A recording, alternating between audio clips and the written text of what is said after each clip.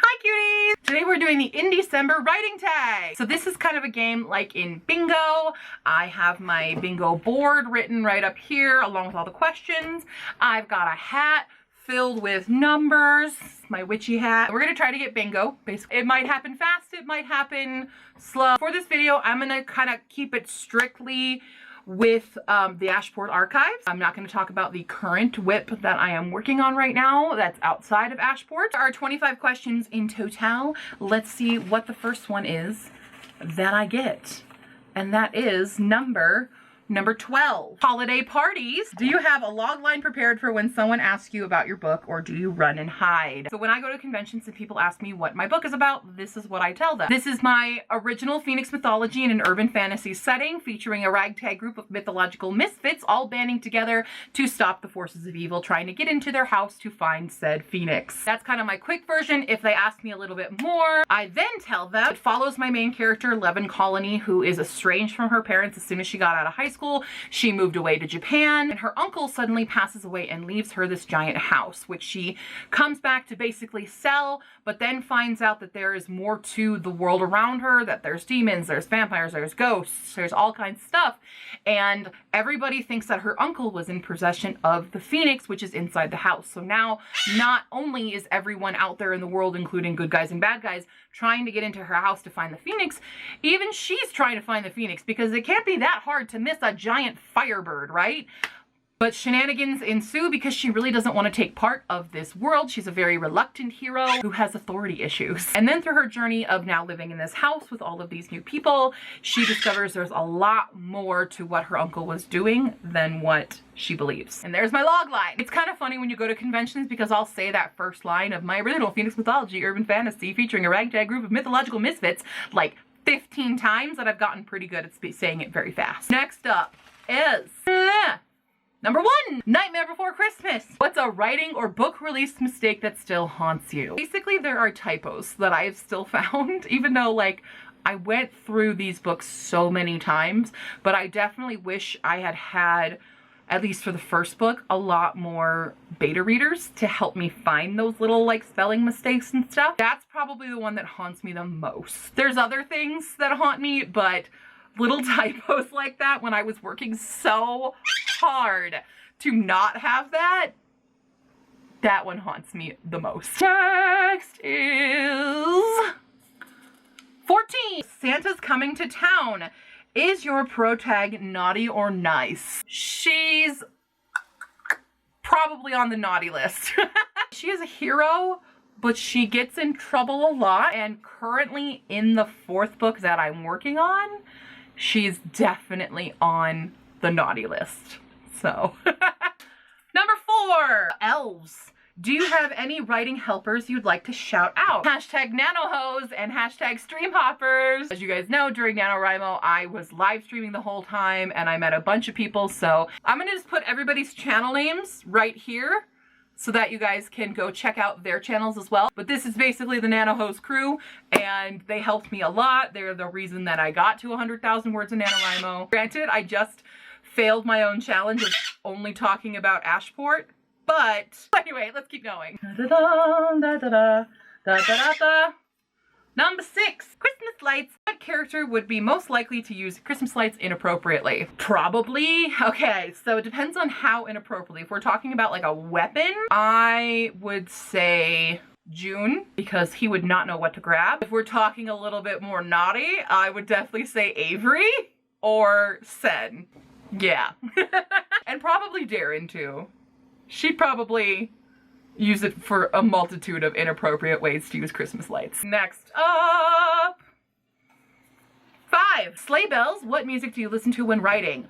I strictly, when I'm writing, listen to instrumental music. So I have an entire playlist called Writing Music, which is just basically movie soundtracks. I've got The Martian, Hunger Games, all the Lord of the Rings, Chronicles of Narnia, Book Thief, Stardust, Percy Jackson, Pride and Prejudice, Pirates of the Caribbean, Miss Peregrine, Maleficent, Jupiter Ascending, Inkheart, and of course Harry Potter. Some of these are really good soundtracks that help me with the feel All of Game of Thrones is on there as well. Ever After is a big one I use. Yeah, so those are some of the movie soundtracks that I use when I'm writing Ashport specifically. I have different ones for different stuff, but then I also listen to the ambient mixer, which I use the Slytherin Common Room or the Hogwarts Library on ambient mixer, and I'll play those as well.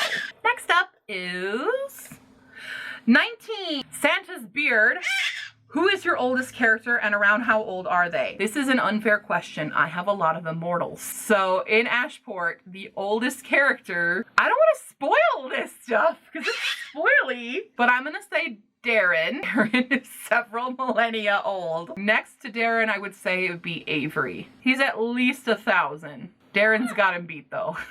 It's hard because like I have a lot of fairly immortal characters. Next, number 25, we've got a center square. Naughty to nice. Which character was on the naughty list but Santa liked them and took them off? Roselda de la Fuente was probably on the naughty list in the beginning of Hoop Away, and then by current book is on the nice list. Other than that, Reginald is probably, Reginald's a very minor character. And Chad Bronson is probably started on the naughty list and is now on the nice list. Next question is number 10. I'm doing bad. This is not going great for me. Santa's bag.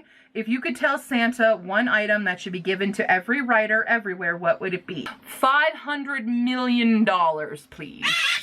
I think that's a good number for writers everywhere. If Santa could get on that, I'll settle for 250. Yeah. If we're talking non-money, just really good computers for everybody. A really nice, solid computer. Next up. Number 2. Ooh. Oh, I'm close to a bingo. Rudolph, do you have any furry writing companions? I've got 3. We've got this boy. There's that boy. Look at that boy. We've got a Pie. This is my Pie girl. She helps me a lot. She was on the live streams a lot. And a Lucinda. Hey, look at the camera. There's my girl. Thank you very much. Scritchy scratch time. Time for some scritchy scratches. Yeah.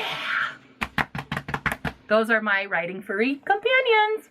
Next question. Please be a 3. Please be a 3. 11. Eggnog. What is your favorite writerly drink? And most importantly, do you ever spike it with alcohol? No, I do not. I do not drink alcohol. But honestly, like I know a lot of people are going to be like tea or coffee. And I'm just like soda, sparkling juice.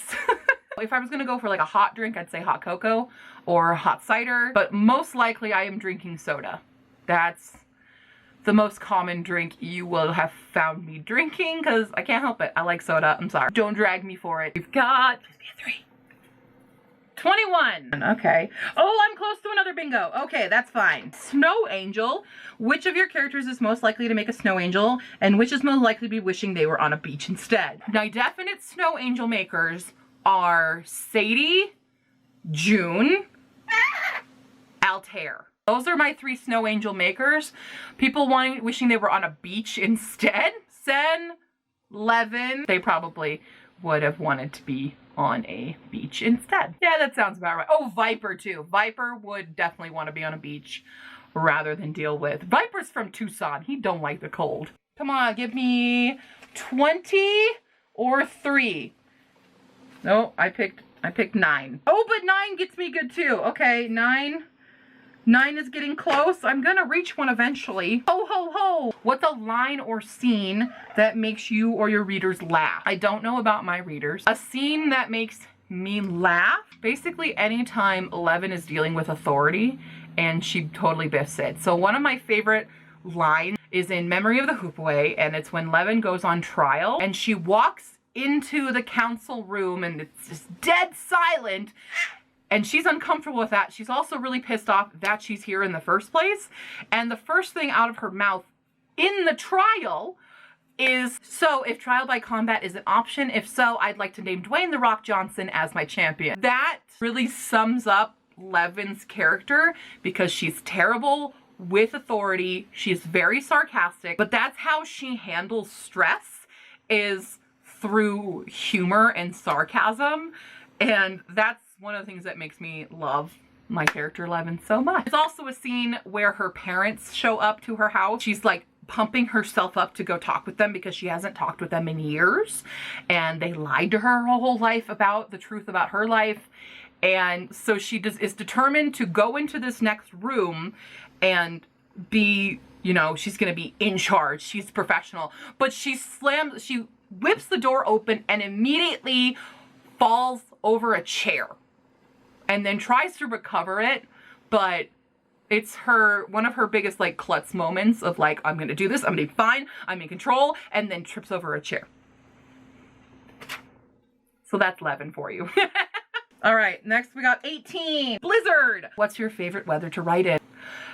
Definitely the rain, and definitely not just the rain. I want a full-on thunderstorm, like a big boomer. In the ambient mixer, the Hogwarts library has not only a firecracker, but a bunch of thunder. That's why I like that one so much, because this is Colorado. We don't get big booming storms. I mean, where I live in Colorado, because I'm in the foothills. So the thing about weather is you'll get a lot of rain and stuff as the clouds go over the mountains here, and then by the time they've crossed over, they've lost a lot of their moisture. So I live in this zone where we don't get a lot of it, and then as you get to like eastern Colorado, that's where like tornadoes and stuff happen. And I'm from Minnesota, where there are big boomers. I lived in Japan, where there are big boomers and typhoons and stuff. The big extreme weather is what I like to write in. I have a lot of options for a bingo now. What am I gonna get? 23! Ah! I am really not hitting it. Traditions!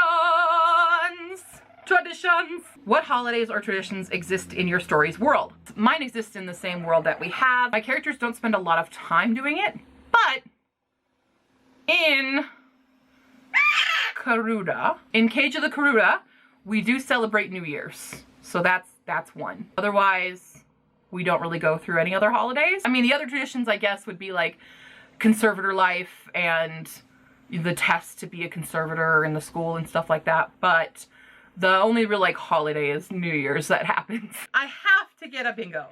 I have to. I've got like 1, 2, 3, 4 different ways I could possibly get a bingo right now. So I got a bingo!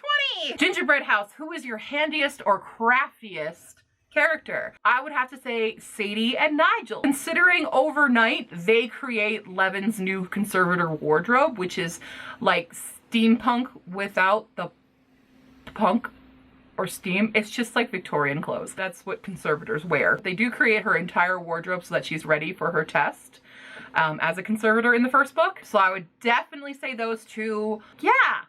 Cool, I got a bingo. Wow, that took a lot longer than I thought it would. There you have it, there's my Indiecember writing. I am going to tag all of the nano-hoes. All you guys are tagged to do this video. So Alec, Leora, Meadow, Destiny, JJ, Amanda, Steve, Stewie, Cash, Eva, all of y'all. I'm sorry if I forgot anybody, but all of the nano-hoes, I expect you to do this challenge, this tag video, this game. You want to tag them? You think they should all do this challenge? They should. I agree, they should. If you have any questions or comments, leave them down below or on Facebook, Tumblr, Twitter. I'll see you next time, cuties. Bye! Thanks.